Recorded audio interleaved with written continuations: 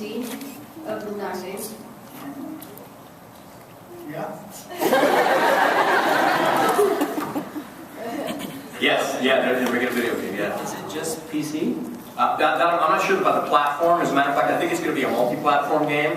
But it's in the works right now. Some high-end cool stuff, too. One more thing. Happy birthday, David. Who's happy birthday? Whose birthday is it? Yours. Whose? Yours. He's like, That's sweet. Very late. well, thank you, brother. Thank you. Go ahead.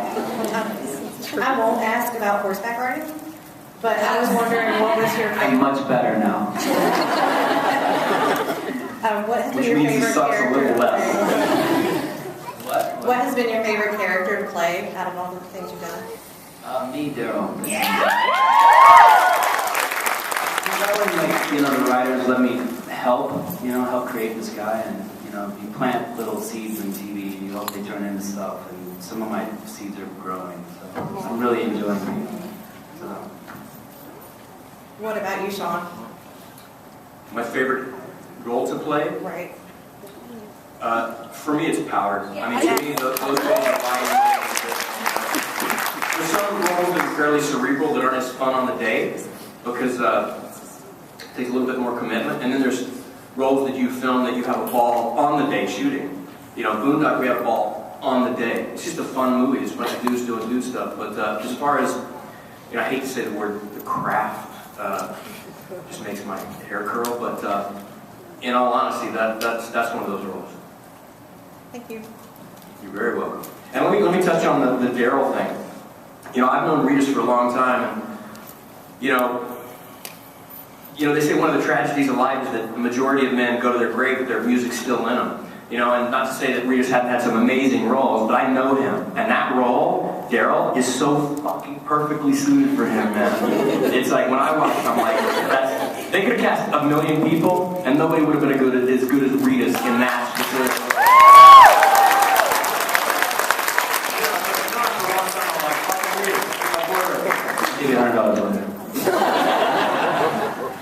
Hello, this is for all three of you. Out of all of the roles and the different characters you played, what would you say was your most awkward character or scene you had to do? And Flannery should probably go last because he'll have to think the hardest.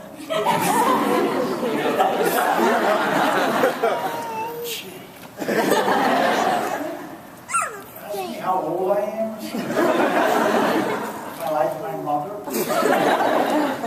Anything is, in acting, it's not awkward, it's fun and good. Most things I would never get cast for. If it was going to be awkward, it's tough enough getting the stuff.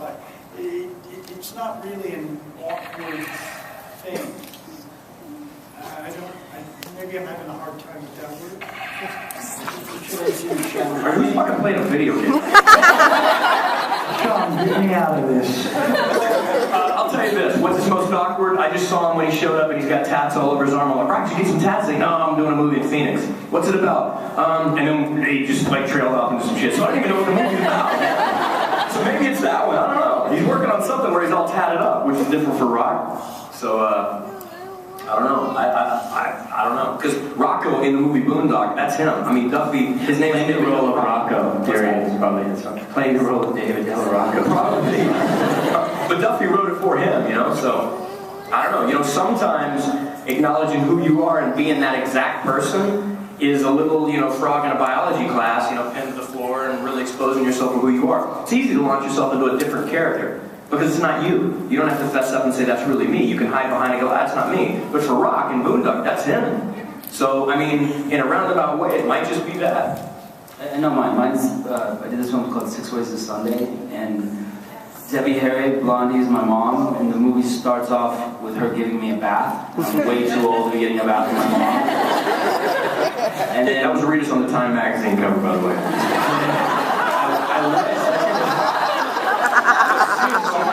She's gonna look at it, yeah. And then I rape her and kill her, my mom, and then take her body on the Okay, cross. way to fuck up a nice story. I meant the Time not. Awkward. Your turn. Probably this weird little dude I did in a movie that none of you guys have ever seen called The Insatiable. I've seen it. Oh, well, there you go. The vampire chick, right? Yes, exactly. There was this vampire chick, and I built a cage in my basement, and I captured her and locked her in. Like, you would obviously do that. You found a hot vampire chick, you lock her in a cage, right? It's a weird, interesting little concept, though, you know? I mean, for all your lust for a beautiful vampire, you actually can't touch her, which I thought was a pretty intriguing little point about the script. But probably that character, because he's an odd little, weird little specimen. So for me, that would be it. I thought for sure we'd hear about your man sock again. I'm sorry? Read us his man sock from My the man dogs sock, too. my cock sock. Yeah.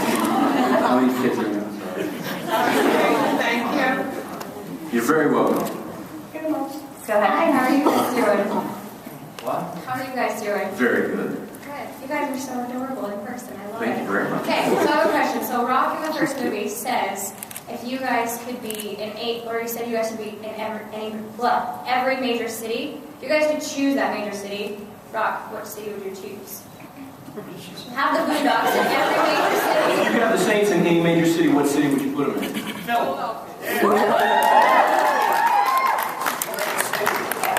I could do this.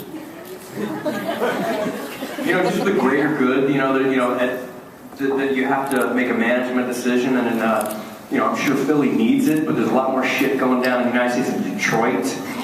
I think we'd have a full-time job down there. You know, so yeah, A-Stan. But she said in the States. New York.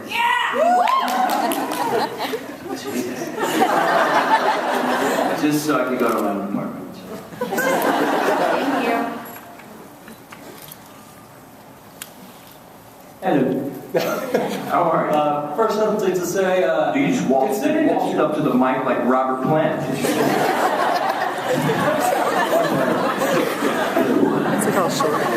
Since you're all there with Claire Kramer, I think there ought to be a little crossover where the Saints take on the Goddess. Do a little Saints Buffy crossover, and we can have Zombie Rocco in as well. But my question is, seeing all the trials and tribulations that came into making the movie, did you ever expect it to be the cult classic that it is? Rock.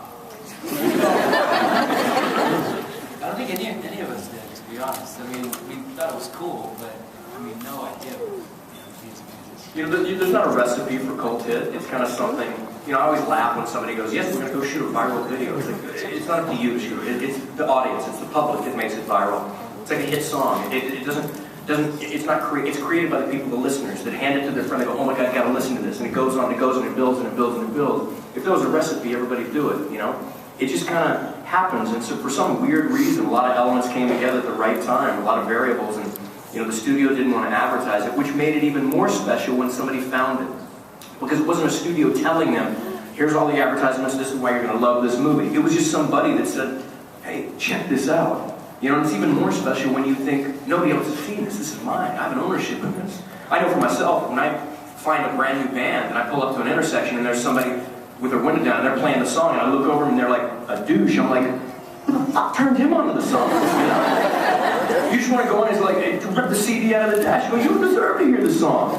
You know, it's kind of like that. Boondock was a movie that, you know, you had 5 friends. You'd be like, okay, I'm gonna let Mike and Tim watch it, but no, Craig and Danny can't see it. Don't give to Craig and Dan. You know, it's like that. I love that you asked this question as I'm looking at my Murphy doll in your cleavage right now. What was Yes, you're right. He's still lurking down there. Yes, Carry on. What was the first clue you guys had for the longevity of the film?